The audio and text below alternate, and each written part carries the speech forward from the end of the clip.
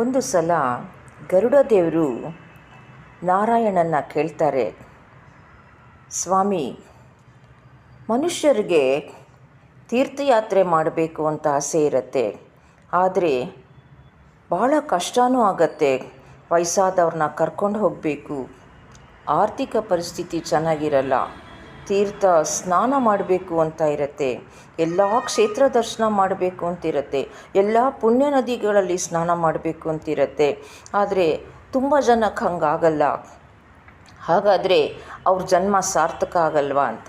ಆಗ ವಿಷ್ಣು ದೇವರು ಹೇಳ್ತಾರೆ, ಜನ ತಾವಿದ್ದ ಕಡೆ ನನ್ನನ್ನು ಭಕ್ತಿಯಿಂದ ಕರೆದ್ರೆ ನಾನು ಹೋಗ್ತೇನೆ, ತಾವಿದ್ದ ಜಲದಲ್ಲಿ ಸ್ನಾನ ಮಾಡಿದ್ರೆ ಅದೇ ತೀರ್ಥ ಸ್ನಾನ ಆಗತ್ತೆ.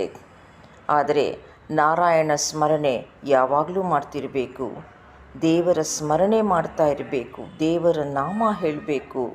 ಮನೆ ಹತ್ತಿರದಲ್ಲಿರೋ ದೇವಸ್ಥಾನಕ್ಕೆ ಹೋಗಿ ನಮಸ್ಕಾರ ಹಾಕ್ಕೊಂಡ್ರು ಅಲ್ಲೂ ನಾನಿರ್ತೇನೆ, ಬದರಿ ಕಾಶಿನಲ್ಲೂ ನಾನಿರ್ತೇನೆ, ಕೇದಾರನಾಥದಲ್ಲೂ ನಾನಿರ್ತೇನೆ, ಎಲ್ಲ ಕಡೆ ನಾನಿರ್ತೇನೆ.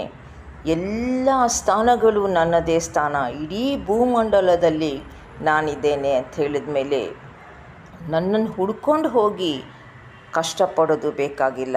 ಆದರೆ ನಿತ್ಯ ನನ್ನ ಸ್ಮರಣೆ ಮಾಡಬೇಕು, ನಾರಾಯಣನ ನಾಮ ಯಾವಾಗಲೂ ನಾಲಿಗೆಯಲ್ಲೇ ಇರಬೇಕು. ಅವರ ಮಾತು ಕೃತಿ ಎಲ್ಲ ಕಡೆ ನಾನೇ ಇರಬೇಕು. ನನ್ನನ್ನು ಹುಡ್ಕೊಂಡು ತೀರ್ಥಯಾತ್ರೆ ಪುಣ್ಯ ಸ್ನಾನ ಅಂತ ಹೋಗಬೇಡಿ, ನಿರಂತರ ನಾಮ ಜಪ ಮಾಡ್ತಾಯಿರಿ, ಅಷ್ಟೇ ಸಾಕು ಅಂತ. ಧನ್ಯವಾದಗಳು. ಶ್ರೀವಾರಿ ನಾಲೆಡ್ಜ್ ಚಾನಲ್ ಸಬ್ಸ್ಕ್ರೈಬ್ ಮಾಡ್ಕೊಂಡು ನೋಡಿ.